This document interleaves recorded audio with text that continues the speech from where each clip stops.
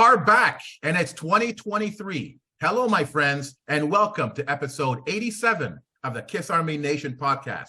We are your hosts. I'm Pasquale Veri.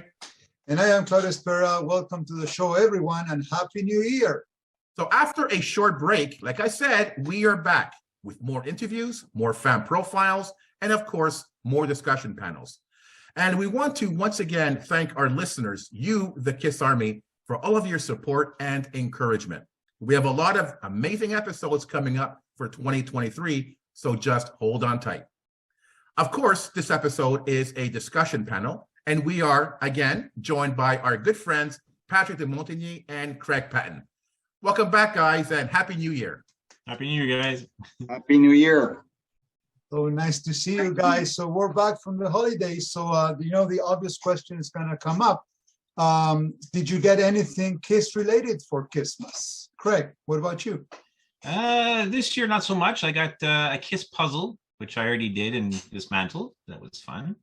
It's the one where they're standing in the snowstorm with the candles holding. Oh, nice. yeah, I saw That's that. a good Yeah. piece. So I got that. That was took a few hours to make, so it's okay. It's good.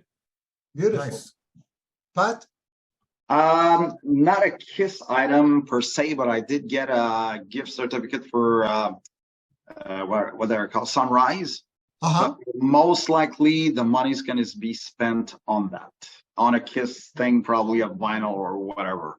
Nice. Well, I'll see once I get there, but yeah, you can bet it's going to go towards something KISS related. Of course. No, Patrick, shop around because a lot of the Sunrises have the 2014 reissues. Oh, nice. Yeah, so you might find a few of those. Cool. Thanks for the tip. I actually found, I believe it was the Hotter Than Hell colored vinyl at Sunrise. I was shocked. Oh, wow. I was shocked. Wow. So shop around, you may get some surprises. Oh, thanks. Thanks. Yeah, for no problem. And to answer your question, Claudio, I was actually surprised. I don't surprise easily when it comes to getting KISS stuff. Brenda gave me like a slew of small little gifts. Started off with socks, some cologne, some chocolates, things like that. And then she found a couple of KISS t-shirts. Have you ever seen this one? Not Oh, me. no. The KISS Haven't. logo in red, a Canada shirt. Nice. I Never love saw it. this. No, So me she- neither. So she surprised me with this one. Wow. And have you guys seen this one? What is it? The Hotter Than Hell, but there's Japanese writing on it. Have you guys No. seen this? No. I forget where she bought it. Was it Blue Note, I think? But yeah, it's like, wow, I was actually surprised. Usually it's like, yeah, I see it coming. I know what you got. I know what that is. I've seen it before. Not this time. Not Wow. this time. Good that- findings. Good yeah, findings. so that was pretty cool. And Beautiful. I'm going to say it again. This is the last time that I'm going to acquire anything outside of KISS vinyl. I'm going to try to stop collecting and slow down on my collection and just focus on the vinyl because I need to save money because I'm at my wit's end right now. I'm at my wit's end. KISS is destroying me. So this is part of your 2023 resolution then? Absolutely, and promise to myself. At the time of this recording, January 11th, I haven't bought any KISS items yet. Nice. Well, you're Yeah, so far- doing well. So far, so good. Claudio, how 300 about more you? days to go. Yeah, exactly. Well, same as Craig, I didn't get much this year. I was hoping for Santa Claus to come up with the Creatures of the Night box set, but he failed to do that. So, no, I got a pair of socks, then trading cards, and a couple of action figures, small ones, but just to put next to the Christmas tree. But no, it was so far so good. It was nice. It was nice getting those small things there. All right, so now we went through the obvious questions. So as usual, we would like to start this discussion with an off-the-topic question. We all noticed recently a question asked by the Heavy Montreal organization. For our listeners who may not know, Heavy Montreal is a 2-day heavy metal festival that takes place in the summer here in Montreal. So the question is, which band or bands would you like to see at Heavy Montreal? I'm going to start with Pat this time. Personally, I'd like to see, I'm going to go with my taste because I would like to see Ace play there. I think he should, maybe not headline, but I believe he should be there. Also, I think I would like to see bands that I like a Black Rain, sort of like they're hard to Crash Diet type of thing, Motley Crue kind of band. So I would like to see them play there. Crash Diet, of course. Yeah, I think it'd be great to see those bands play there. Okay. And Striper as well. Striper. There you go. Yeah. Okay. Craig? For me, you know, I think maybe Judas Priest would be a nice one. I also like this this England band. It's been around a long time. Saxon. I've never seen them live. I'd like to see them. Mm-hmm. Yeah. I'd like to also see. It probably won't happen, but I'd like to see another Black Sabbath reunion with Ozzy. But I don't think it's in the cards. But I'd like to see that. I don't think he can move around too much right now, Ozzy. Yeah. We have to sit in a wheelchair or something. But but I'd like to see that. That's for sure. And there's some older bands too. Older metal stuff like Rat or what's the other one I used to like? Riot. All these kind of. Oh, cool. Yeah, they were good bands in the day. A little bit back to the 80s. Okay, Yeah. that would be nice. That would be nice. Pask, what about you? So, Claudia, you may remember on the KISS cruise, Doc mentioned that KISS will be returning to Montreal. Yes, sir. Imagine if they play Heavy MTL. An outdoor gig for their last show in Montreal, that would be amazing. That would be cool to see. I would love to see Alice Cooper. I've never actually seen him live. Craig, you and I saw him at some kind of like truck show or something. He played a bunch of covers. It wasn't really an Alice Cooper show. Yeah. So I don't feel like I saw him in concert after seeing that show, but I want to see a full-blown Alice Cooper show. I know that Ghost recently came to Montreal. It would be great if they came back for Heavy MTL. I would love to see them live. Iron Maiden played Ottawa, but didn't play Montreal. It would be cool if they came here as well. Yeah. Oh, yeah. Oh my God, that would be incredible. Imagine KISS, Iron Maiden, Oh my Heavy God. MTL. Forget it. Oh my God. Forget Oh it. my goodness. Yeah. Oh my goodness. It would be a killer show. Killer show. Claudio, how about you? Well, you know, let me just, I don't think I'm going to go off rail on this one, but you mentioned KISS as part of the Heavy Montreal. And probably, okay. And now we're going to touch on this topic later on with the announcement from Doug McGee on the upcoming shows. And let me tell you something. In South America, they already announced, and it's on KISS Online, there's a festival that is called Masters of Rock. Yeah. And the headline is KISS.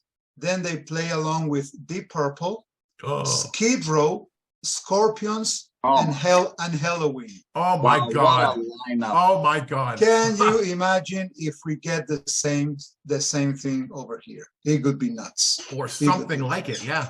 Oh my goodness. Yeah. And, you know, having said that, I would love to see, as you said before, you know, Iron Maiden for sure. I would love to see, even though it's very unlikely to happen, but I would like to see Whitesnake with David Coverdale, but he has some difficulty to sing this time. And Ghost. I've never seen Ghost, and I've heard so many wonderful things about that band that I would like to see them. Cool, cool. All right. So for this particular topic and discussion, it's pretty wide-ranging, actually. It's called In the News. So during our 1-month break, a lot of KISS newsworthy events came up. So for this discussion, I want to get your perspective on some of the announcements made during the last month. And now I'm talking to the KISS Army. If we missed anything during this episode, please mention in the comments. What was newsworthy to you that we may have missed during today's episode? So let's go with the first one, and let's start with something that has been really controversial in the news. I'm talking about the Rolling Stones article on the top 200 all-time best singers. So what is your perspective on this article, if you had the chance to go through it? And what's your opinion on Gene's comment? and I'm going to quote Gene on this one, how well you sing is not the most important thing. It is, do you have style? Do you have a fingerprint that says, I know that voice immediately? I'm going to start with you, Craig. Yeah, I agree 100% with that for me, because when I listen to music and that stuff, you really identify with the charisma or the style of a Robert Plant, of a Gene Simmons, a Paul Stanley, Mick Jagger. You know that it's them, right? And it's just, for me, it's charisma, it's the style. It's their styles fit into certain kinds of genres of music and different kinds of bands and themes of bands. And I think he's bang on with that one. You don't have to have the most melodic singer to make it work. I mean, it's all about the music. It's all about the style and whatever it could be, right? That's my point of view. Okay. And did you have the chance to go through the article and see who's there in the 200 all-time best singers? No, I didn't get a chance. No. Okay. Pat, what about you? I'm with Craig on that one as well. I think Gene is right, because how many bands that we know and love that aren't the best. They don't have the best vocalists. They don't have the best musicians. However, what they create is unique, and I think that's what we're looking into. I think this is not like sports. Like, okay, this has to be the best guitarist, the best vocalist, or when you hear Ozzy, it's him. Now we all know that probably Ronnie James Dio is a better singer, but it doesn't matter. It doesn't matter. There's no reason why you can't appreciate both for what they bring to the table.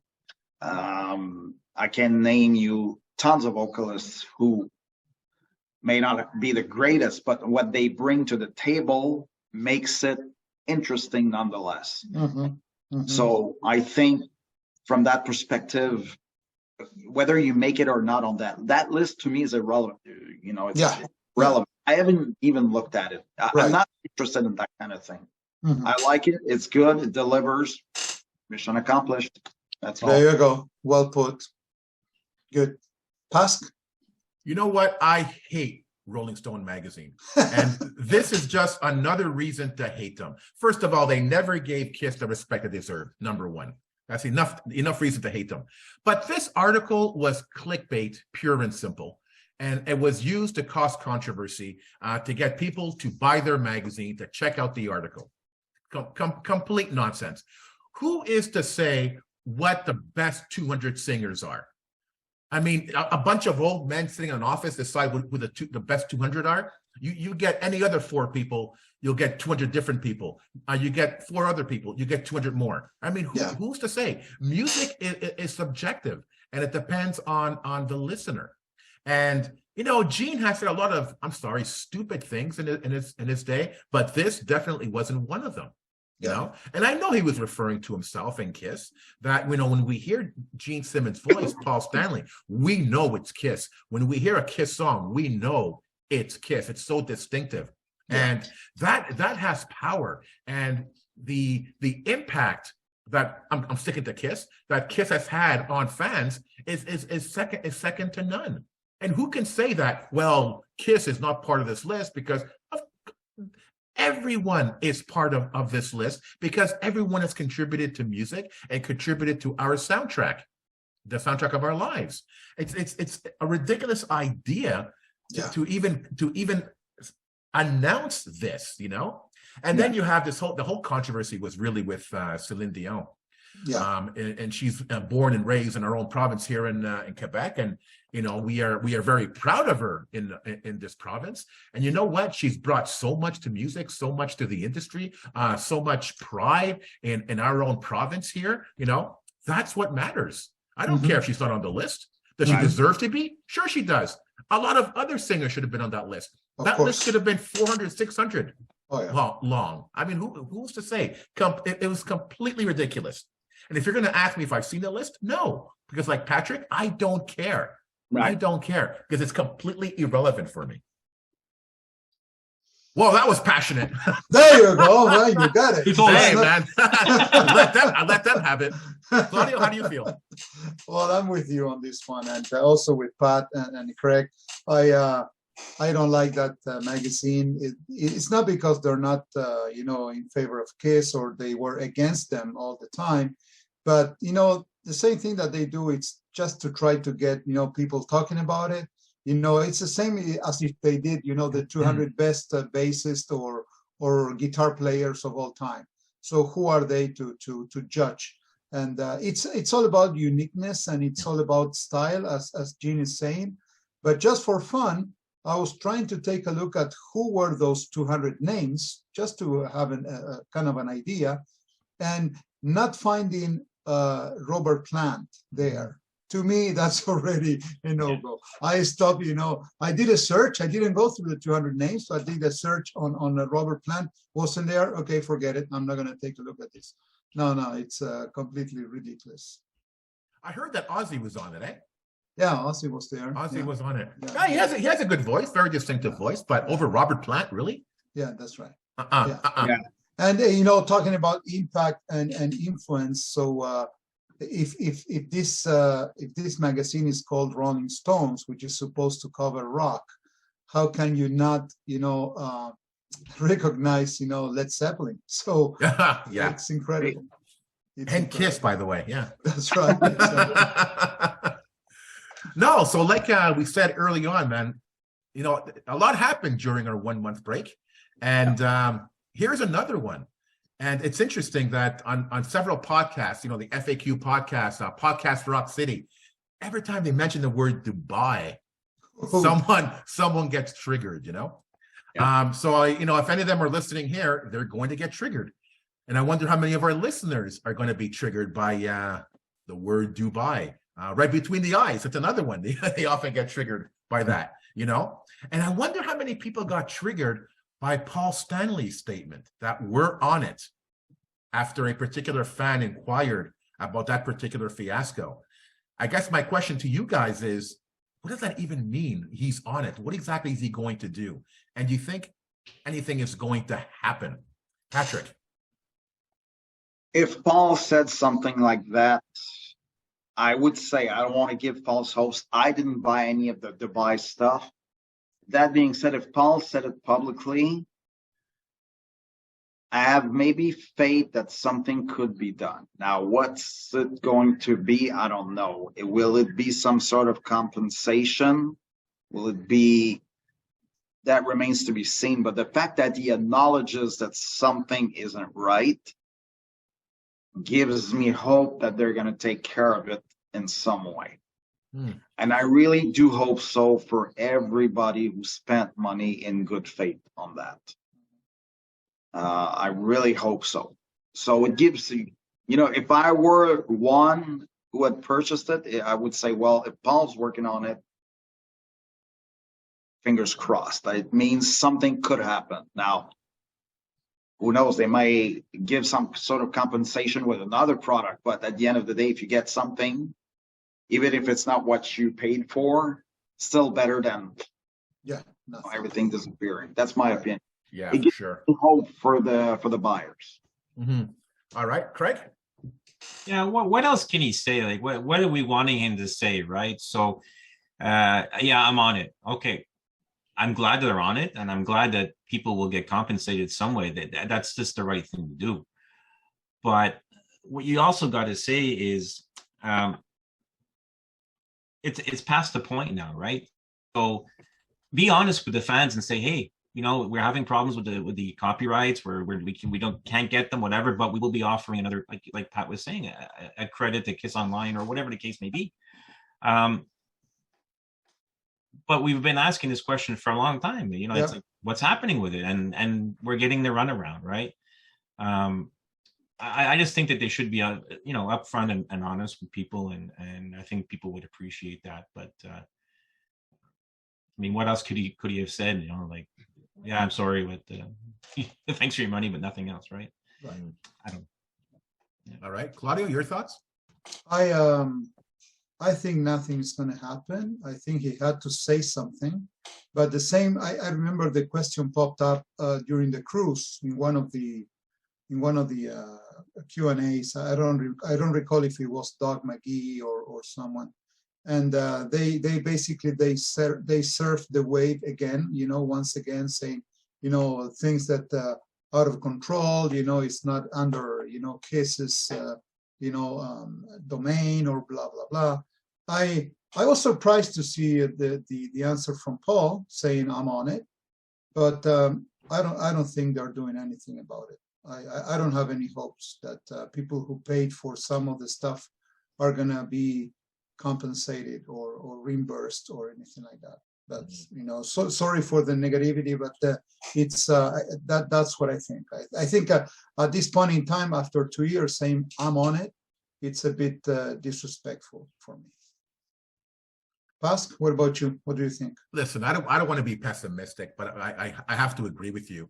On the KISS cruise, Doc was basically cornered by fans when they were asked the question. He had to say something, so he said what he said.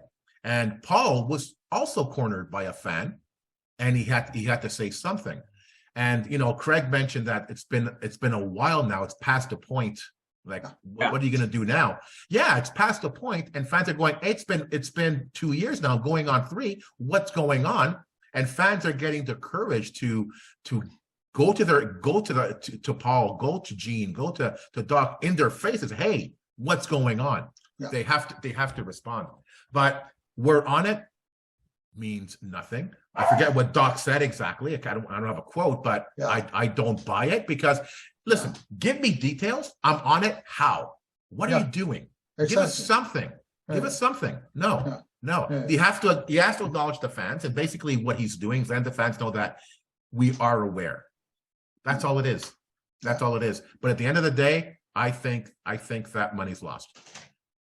And I agree with Pat. If we could get something for our money, I don't know, but Claudia, you paid into it as well, eh? No, I didn't buy it. Oh, I'm the only idiot. Oh, good. Okay. I'm the only idiot. Mine was the 250 package. Yeah. If I could get something equivalent to it, what I would love? A credit to KISS Online. Yeah, that's right. For 250 or 200 if we paid for the download as well. 200. Exactly. Yeah. That'd be great. Because honestly, the Dubai stuff right now, anything with the Dubai name, I could care less. It's 2020. We're in 2023 now. It doesn't matter anymore. Yeah. So I think the only thing they can do to appease the fans is to at least give them a credit on KISS Online, for God's sakes. Oh, yeah. That would be so easy. Yeah. So if you're on it, do that for us. That's right. And I think fans are going to be happy. That's right. So let's move on the next one on a positive note. All fans, all KISS fans, we have had a lot to say about this next piece of news. And Peter Criss, ladies and gentlemen, Peter Criss performing Dirty Living. Okay, so it's been everywhere, not only for social media, for KISS fans, but everywhere. What do you think, Pask? I would like to start with you on this one. Okay, this one's interesting because I was recently listening to the FAQ podcast, and they were saying, somebody on the show said that, well, listen, this is Peter Criss doing a karaoke style thing. Is it really appropriate? The guy's a rock legend. He should go into the studio. He should record it. He should do something big. I could agree with that, but you know what? I think this is really cool that Peter, just for the fun of it, is playing the song, and Gigi's probably recording it, and he put it out to the fans. It's nothing more than that. That's right. It's very similar to what Bruce Kulick is doing with his pancake thing and his Christmas thing with his wife Lisa. It humanizes them. Yeah. And he's not Peter Criss, the rock legend. He's Peter Criss. And what I like to see is that he's happy, and he's performing the song, and you can see how happy he is doing it. Yeah. It's not about the money. It's not about the fame. He's happy. Was it good? You decide. I'm not gonna. It wasn't great. Let's be honest. It wasn't great. But it wasn't in the studio or anything like that. But who cares? He was happy doing it. And it really, and especially listening to it during the holidays, it was really cool. Yeah, the really timing cool was great. That. Yeah, really the timing cool. was great. Yeah. Hats off to him, man. Really cool. Good stuff. Thank you, Pat. What do you think? It was something totally, I'm not sure it was planned, but it was like Pask said, it was all in good fun. You can tell that he's having a good time. There's no pressure of, oh, it has to be perfect, it has to be this, it has to be that. Just, it's rock and roll. So It's rock and roll. having fun, that's what it's supposed to be. Rock and roll in the first place was never, never meant to be virtuosos, but that's besides the point. I mean, the guy's having fun in it. For me, as a fan, especially of the original guys, to see him sing in his own song, you can tell he's having a good time doing it. Probably because he never performed it live with KISS, only with a solo band. So I think that for him is he probably got a kick out of it, and it was unpretentious, and there was no other purpose for it than to have fun. And I think it did the trick for me, anyways. Awesome. Craig? Yeah, I was surprised when I saw that, and I really like that song, "Dirty Living." And I have to say, it wasn't the best, but it was from the heart, and I think that it was a good surprise for us. I don't see Gene or Paul doing that. I mean, whether it sounded good or not, it doesn't make a difference. He did it for the fans, right? And listen, I give him full credit. I give him full kudos, and wow. And I was like, okay, this is something that's really heartfelt, And I hope it catches on to other members of the band or even other bands, Whether it's karaoke or not, it doesn't matter. It's Peter Criss, right? So It is, exactly. So in my case, I loved it. I every time I see something like this popping up, remember when he did "Don't You Let Me Down"? Yeah. It was the same kind of stuff. Okay, so very spontaneous, very kind of a housemate stuff. And I have a special connection with Peter, and even though he might not be singing, the best these days. Look, he's 70 something, and it makes him happy. And to me, seeing things like this for KISS fans, it's to me it brings so many memories of those 80s. When he sings, his solo stuff and stuff coming from Dynasty in this case. It brings me back to when I was a child, and to me that already that makes me happy. So I would love to see more stuff coming from these guys, which is not planned, which is not produced, which is really, real guys, singing their songs to the KISS fans. Yeah. I loved it. Cool. Now, speaking of music, I was very encouraged when KISS Online asked which off the soundboard we would like to see next.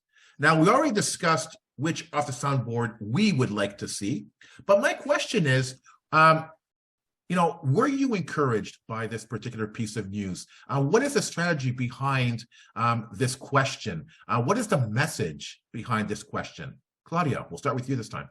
Wow, that's a very good one. I'm not sure that I have the facts and the idea what the strategy might be. I was really surprised when I saw the question, and I jumped on it. I replied back with my choices, and I think it's a good sign that the series will continue. To me, they're testing the water. They're just testing fans, and maybe they're going to come up with some statistics, and maybe they will release, the things that have most of the votes. Strategy-wise, to me, there's so much stuff from the vault that they might not know what to release next. To me, it's a matter of maybe not knowing what they're going to release, and they're just asking the fans. That's what I think. All right, Craig? Yeah, I think that it's to appease the diehards, because I don't know how the sales are going on those things, but I'm pretty sure it's most of the diehards that are buying those. And I think that they're doing it to gauging the interest should they continue the series. For me, like I said before, some of the stuff that they've put out like that is already available. not in the same format, but a different format. But I'd like to see something that is previously unreleased, and I'm sure they have because they've recorded so many shows over so many years that they could throw something out. It doesn't have to be the best quality, but it could be something totally different. Like, you know, Unmasked Dynasty Tour, we talk about it all the time, right? I just think they're doing it that like Claudia was saying, just to gauge the interest, to see if it's a sustainable product in the future. Okay, Pat. I think they're, you know, they released 4 so far, and I think they kind of want to know in which direction they want to take this, because you know, I'm speaking for myself. I think there was a backlash when they did the second one, Virginia Beach, and I think a lot of people complained about that. That was a major misstep, in my opinion. That being said, I think after that, with the release of, I think the latest one, the Des Moines. Yeah. I think I would be curious now. I don't have the numbers, but I wouldn't be surprised if that was the one that sold the most. Probably. Because of the vintage feel to it. And I think they probably want to see what the fans really want with that, because you have so many people who say, oh, I would like, you know, the Palladium show. I want something like the tours that we talked about. So I think they want to know, they kind of want to see in which direction they want to take this in. I've heard rumors that the next one was going to be with the current lineup, which some people complained about. So they want to avoid, because you got to think also that when they release something like that on KISS Online, you see all the products that they release with that. And, you know, I think, let's say they release something from the Dynasty Tour. You can imagine all the stuff they can sell. And I think they're looking at that as well. It's all a marketing point of view, I think. Okay. No, like I said, you know, I was really encouraged when I heard this, because every time they release an off the soundboard, I'm thinking this might be the last, because if it doesn't sell well, what's the point of releasing future sets? So when I heard this, I go, okay, this is great. They have a plan to release more off the soundboard. I also agree that I think this is a great step in the right direction, because they are asking fans what we would like. And I think they wouldn't ask that if they weren't actually listening. So I think that is great news. And I also find it's encouraging that they're doing that, because I think they want to release more stuff. And I didn't think of it before, Pat, till you mentioned it, but you're right. It's in their best interest to release off the soundboard, not necessarily for the record or the CD, but for all the merchandising that goes with it. Exactly. You know? So if they could release a really good off the soundboard that fans would lose their minds over, and then the merchandising that goes with it, they hit the jackpot, you know. And I think we're hearing a lot of recurring themes with fans. They want to see something from hits. They want to see something from the 80s with Eric Carr. And I have a feeling, or Dynasty even, we're going to see it. We're going to see it, because a lot of fans are asking about that. So I'm really encouraged about that piece of news. And as a vinyl collector myself, knowing that I have plenty of space on my shelf for the off the soundboard, I want more. So I'm looking forward to hopefully more in 2023. I doubt we're going to get 4 more or 3 more like we did last year. I have a feeling that this year the merchandising machine is going to slow down, because it went full throttle in 2022. We cannot keep up. And I think they know that. Yeah. And I think, you know, doing this kind of a survey with the fans, that's a good way to consolidate all the information that it's flowing out there. As you said, you know, Paz, everybody's saying about this or that. Okay, let's get the numbers right. And hopefully, you know, if they're going to take that into account for the next release, that would be awesome. And let me just say something else. I think they went in the right direction, releasing Donington and then Des Moines. In my case, and I hope that's not going to happen, but if they release something with the current lineup, I think it's going to be a step back in what they were planning to do. Sure. Nothing against this lineup, but I think people want to see, you know, old stuff. No, right now, I love the current lineup, don't get me wrong, but it's way too recent. We want to hear something like, wow, haven't heard this in years. Exactly. I haven't heard this particular recording, you know? And, you know, and fans have been saying it, you know, the 80s Kiss never got adequate representation. Yeah. And I think it's time that it does. And I think, the Off the Soundboard is a great avenue to get more respect for 80s Kiss music. Yeah. Good point. Yes, sir. Yes, sir. Yes, sir. On the next one, you might remember when we had Matt Starr on the show. So he had mentioned Ace was making a new album. So Blabbermouth recently made the announcement that Ace was putting the finishing touches on the record. So what would you like to see on this new Ace Frehley's album? Pat? For me personally, sometimes I don't read the fans' reactions when like someone like Ace or even Kiss puts out a new album because it's all so negative. I think, you got to give those guys credit and a chance to say, look, I've already written Shock Me, so don't expect another Shock Me on that record, or Rock Soldiers. I want Ace to do something that turns them on, and I will gladly give it a listen. I don't the fact that I can buy still in 2023 a physical product to unwrap it and put it on and say, this is new music. Wow. Who would have? Yeah. So to me, that's a present. So what I want Ace to be happy with the product is going to put out. I'm pretty sure I like his last one, Spaceman. I'm sure a lot of fans are going to go, wow, but no, I think it's, give it a few listens. Yeah. Keep yours, keep mine. He will not rewrite Shock Me. He will not redo Colgin. New stuff. Give it a chance to grow on you. Mm-hmm. So I think, I'm expecting something totally new. Okay. Pasc? Do I really have to answer this question? Yes, sir. Yes, sir. Okay, listen.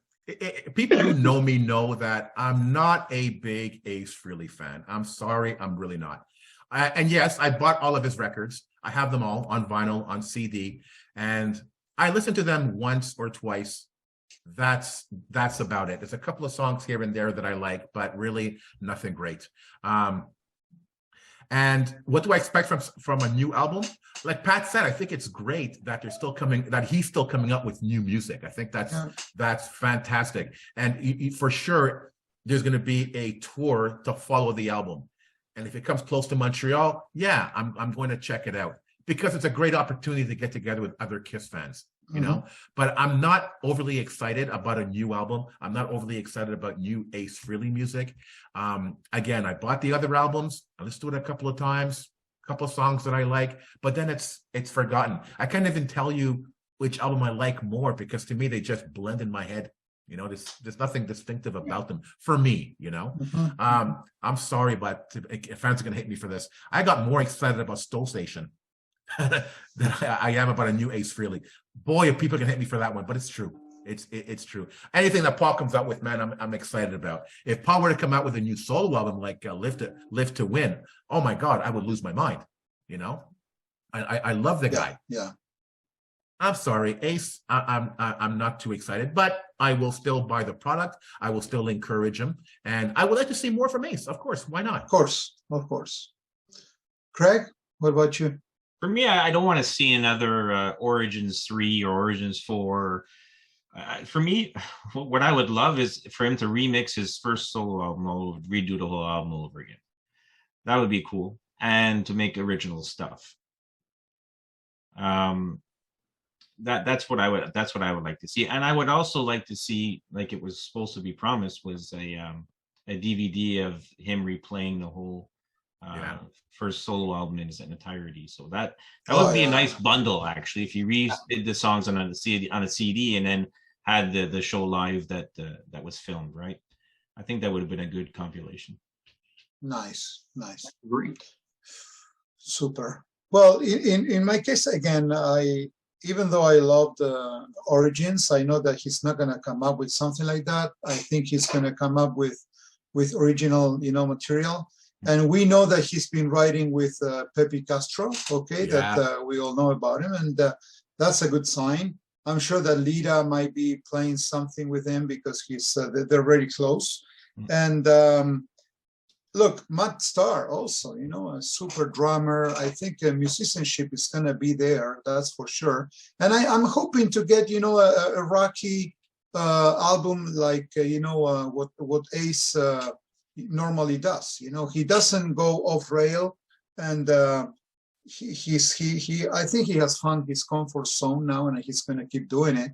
But to me that's good news, man, that they're bringing new music, for us.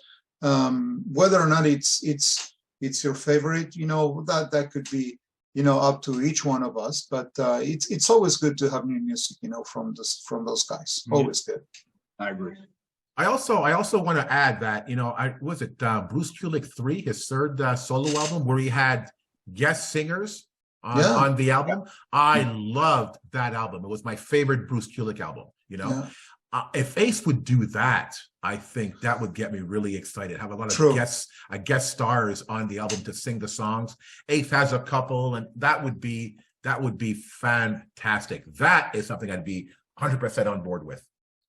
True.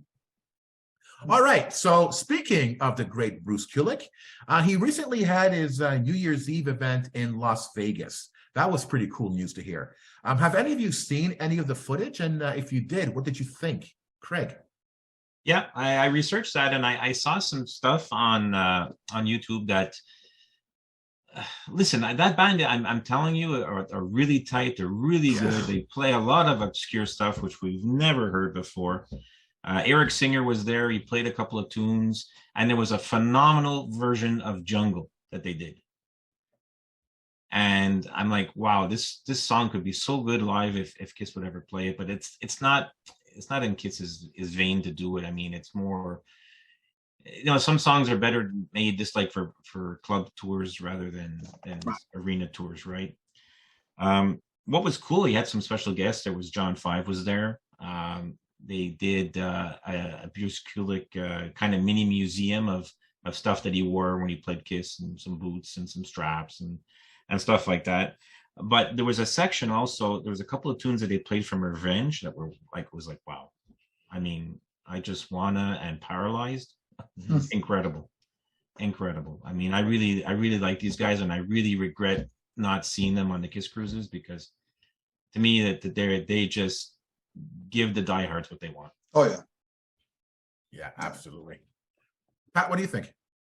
I haven't seen the footage live, but I did see the footage of the little museum and the vintage stuff, and it took me back to the 80s. Yeah. Now, the 80s Kiss, I have mixed feelings about it, but it's part of history.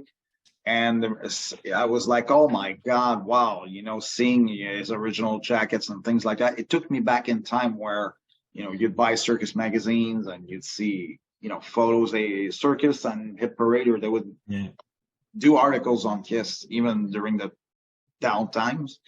And it took me back to that. And I thought I liked the fact that Bruce kept all that stuff, and it gives it the respect it's due by seeing that. So I really enjoyed it. I watched it a few times. I was like, okay, here, he used that for Crazy Nights and that kind of thing. So I really appreciated that, for sure. It's things like that diehards like us appreciate. Mm-hmm. Okay, Claudia, did you see it? I've seen some of the footage there, and I think it's a really classy event, and I loved it. I think this is at this age, this is what we deserve from a guy like Bruce, and knowing Bruce and Lisa, they care about the fans, and at the same time they bring a business that it pays off. It pays back to fans, which I think. If you're going to put some money for an event like this on New Year's Eve, well, you expect to get quality stuff, and getting the band live. What I've seen from the band with Todd Kearns, Zach, and Brent, you can't go wrong. That's a super band, and it gels so well with Bruce. We always talk about the Kiss cruise. They steal the show. And this time around, you have them there in front of you while you're having supper or having a drink, with your loved one. It's fantastic. To me, I would love this guy to keep doing this. And it's really classy, as I said before. To me, it's very, very nicely done. Very nicely done. I remember someone said somewhere, forget, how long could they continue playing the 80s material, because eventually it's going to run out. I don't know about that. I don't think the concept is ever going to get old, because there's always fun ways to sort of present the 80s KISS. And anytime that Bruce Kulick and his band announces some kind of event, we're going to get something different. Yeah. You know that we're going to get something that KISS would never present. And we know that we're going to get some amazing representation from 80s KISS. And the New Year's Eve event with Bruce and the band, it delivered. It delivered. Yep. A lot of the songs they played, we heard on the KISS cruise already, Yeah. But number one, I can listen to that all day. For me, it doesn't get old, and they play it so well. I mean, it's just incredible what they do with those songs, and then with the museum, and then with the guests in there, and then it's like you're there up close with the band. That's right. You feel like you're part of the family. Mm-hmm. I mean, what a way to present this concept. And. I'm looking forward to more of these kind of events from Bruce and his band.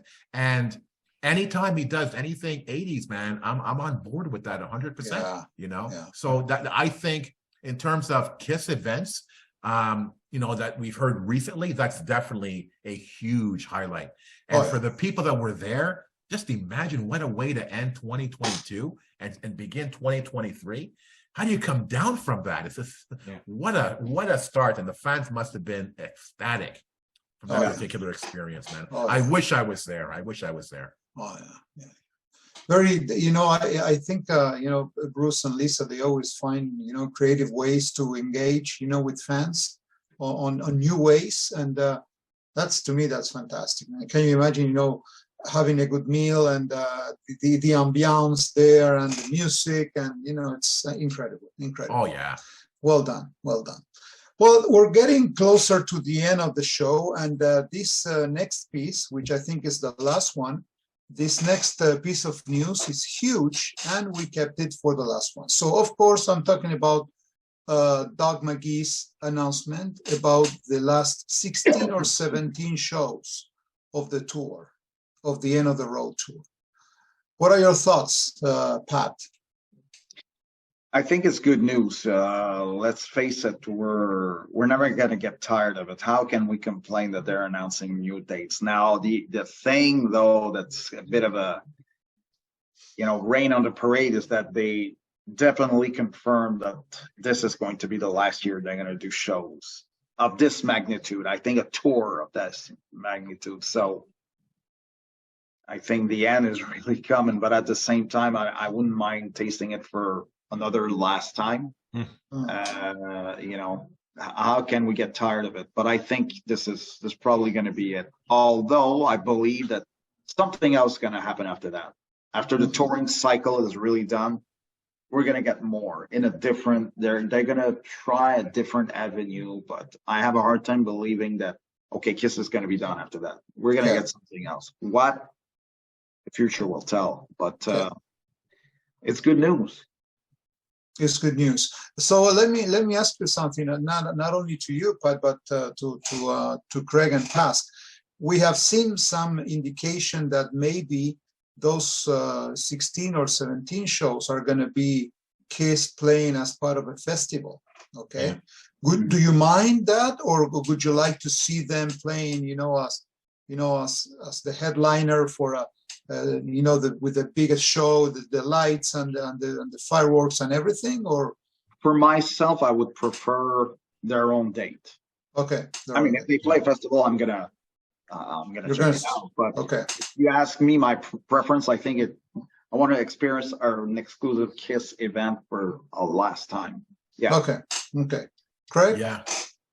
I 100% agree with Pat on that one. I think I'd love it to be more of an intimate thing for me, where it's just the one band, that's it. The festivals, as much as they're great, I'm not a guy that likes to stand out there for 3, 4, 5 hours in 100-degree heat and getting trampled on and mosh pit to death. Yeah. But we'll take it in any way we can get it. And I love his synopsis about it's like a taste, right? But it's like a good bottle of wine. It just keeps getting better and better. So I don't know. I mean, what happened to the 100 dates? I guess they couldn't do that, but I would like to see them more where, you know, if you're going to a festival, guys, and for me, to end it off perfectly would be do road trips. Like, you know, like they did on Rock the Nation tours and all that kind of stuff, where they played a little bit outdoors, but by themselves, where it was 35, 40 bucks a ticket. And you could do many shows in the summer, right? Yeah. That would be something great for me, just to have one last hurrah, one last road trip where you can do 2, 3, 4 dates a summer and end it that way. That would be great for me. It's more intimate. It's more heartfelt for me anyway. And what about the announcement of this? Did it catch you by surprise? These 16 or 17 shows? Yeah, I was waiting for the 100 shows. I mean, I was waiting for like to have another year of just playing everywhere. But listen, it's a business. I'm pretty sure they're going to make more money with these festivals and stuff. And there's more people that go to them rather than the 15, 16,000 people. You're going to get 30, 40, 80. I get it. But for me, I'm with Pat on this one, more intimate for me. And even if it was a club date in a smaller venue, no pyro, no this, I'm okay with that too. Yeah. You'd probably be better. You'd probably be closer, you know, seeing them with something like the KISS Cruise, you know, where it's, you know, 3,000-4,000 people. I'm okay with that too. Yeah. Okay. My thought. Basque, what's your take? Oh boy, so much to say. Okay, to answer your second question, festival over something more intimate. I agree with Pat and Craig. I definitely want to see something exclusively KISS. A festival would be cool, of course, but something exclusively KISS. Now, the 16 to 17 shows that were announced, that's interesting. That's interesting because they've already announced several shows right into the summer of 2023. Yep. So this means it's 16, 17 more shows on top of that. Yes, sir. Which means that chances are the band is going to call it quits around the fall of 2023. I'm willing to guess.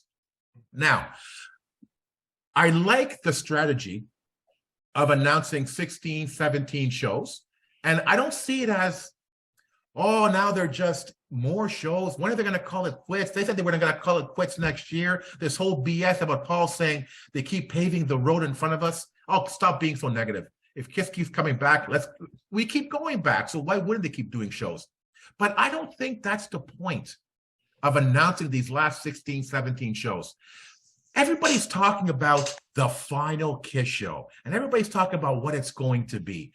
It's never going to meet our expectations, number one. Number two, KISS fans are millions strong. Not everybody is going to be able to see the final show. And with the skyrocketing ticket prices of shows right now, I don't know how many people are going to be able to afford a final show, except for the elites, you know?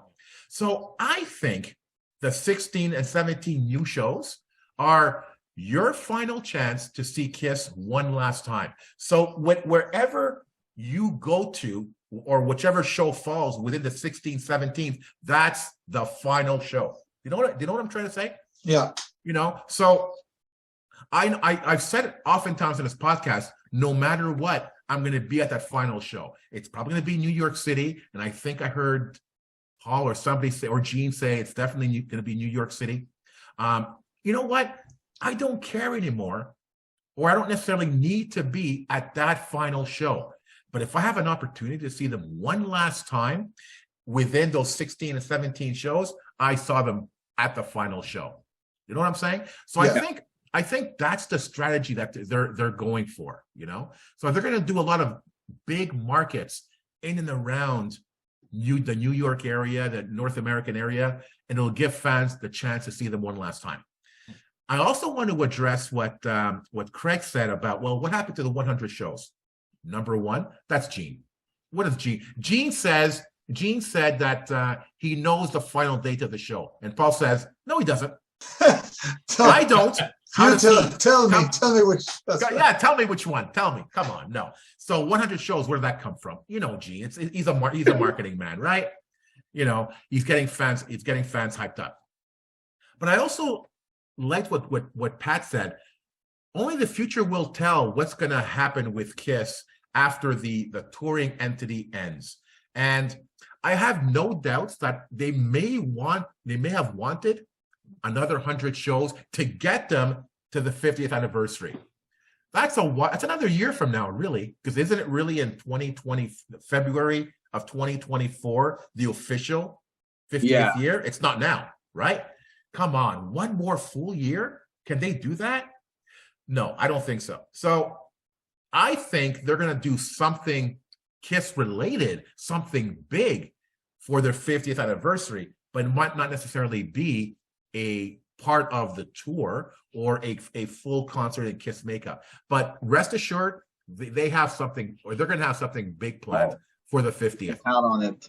For sure. And, KISS as a touring entity may end, but KISS will never end.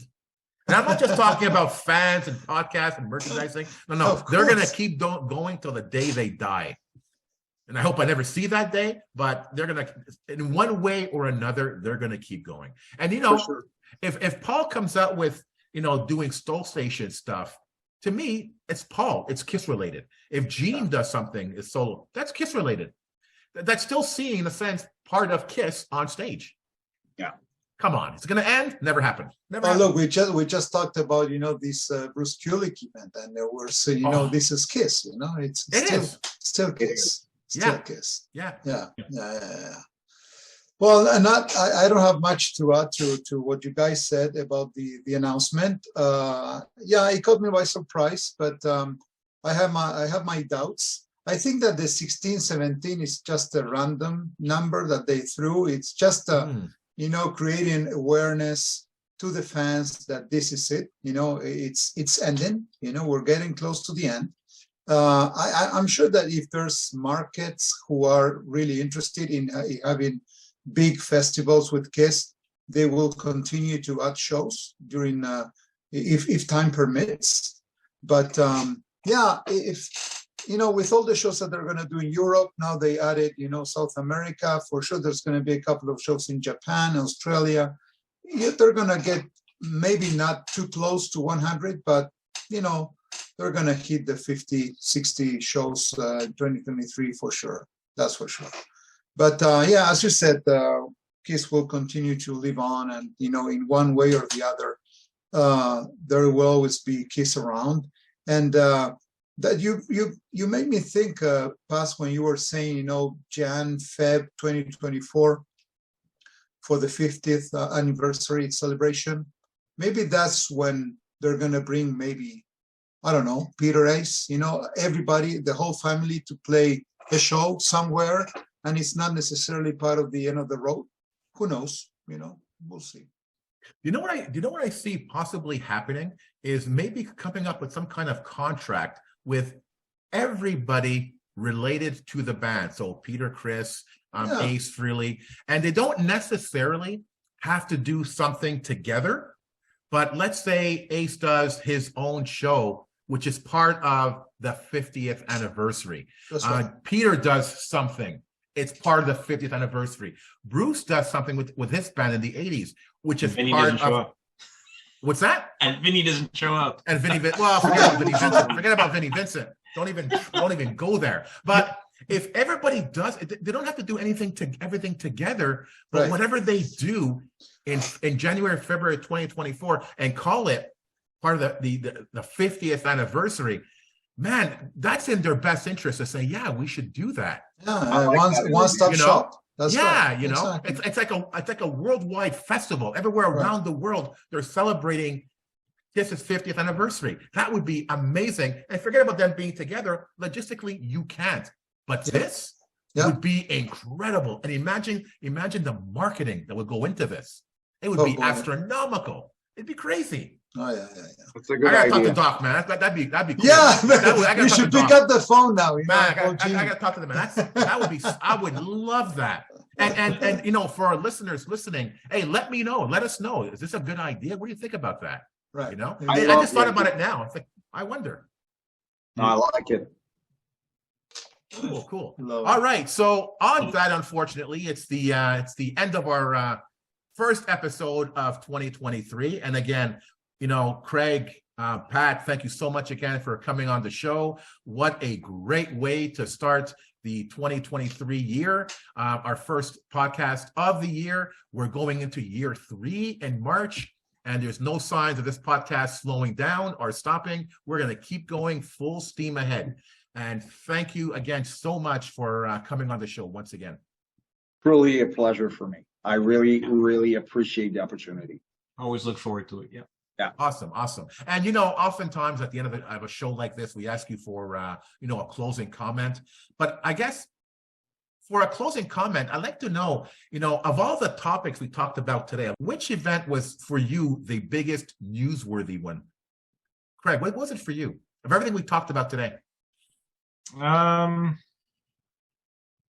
good question. It's kind of putting me on the spot there, but that was the idea. I would guess probably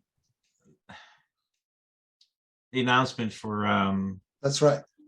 That's right. Announcement for what?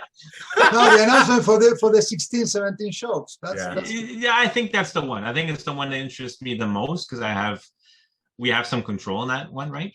And to go or not to go to the concerts. So I think for that, yeah. And I think I agree with what Claudio was saying.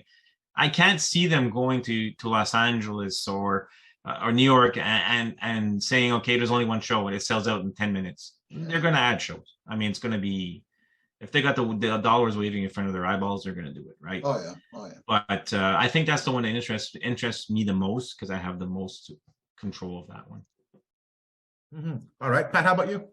I think for me it was the fact that they sort of like tested the waters with the soundboard, wanting to know what people want. I think because it's like we said earlier, I think it's a marketing strategy here to see what would sell most, and like we said with all the side products, I was quite surprised that they asked our opinion on that. So it means that they really want to do something big for the next one. Yeah. Mm-hmm. Okay, Claudio. I'm going to go with Craig on this one.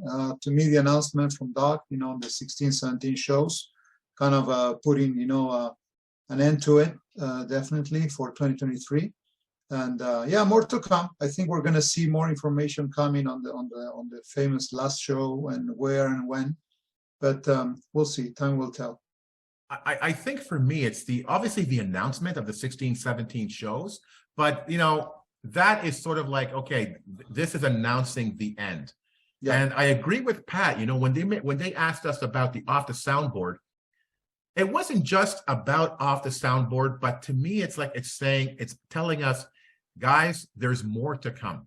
Even when KISS calls it quits, there is more to come. Stay tuned. And more importantly, we're asking you for your opinion. What do you want? You let us know, and we're going to provide it.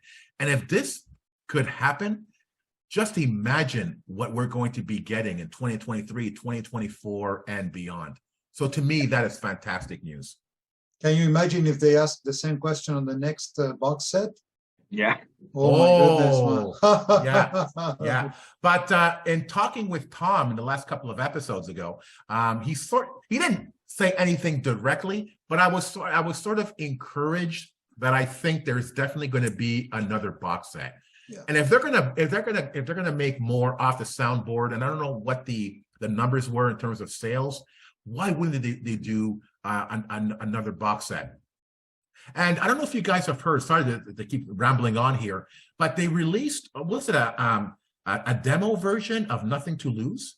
Yeah, and it sounded freaking amazing.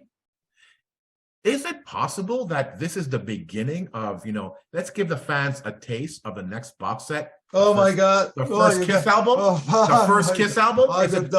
Is it possible? Oh, Who knows? Because fans are reacting like really positively to this particular demo. And it's telling Universal and the KISS organization, hey, wait a minute.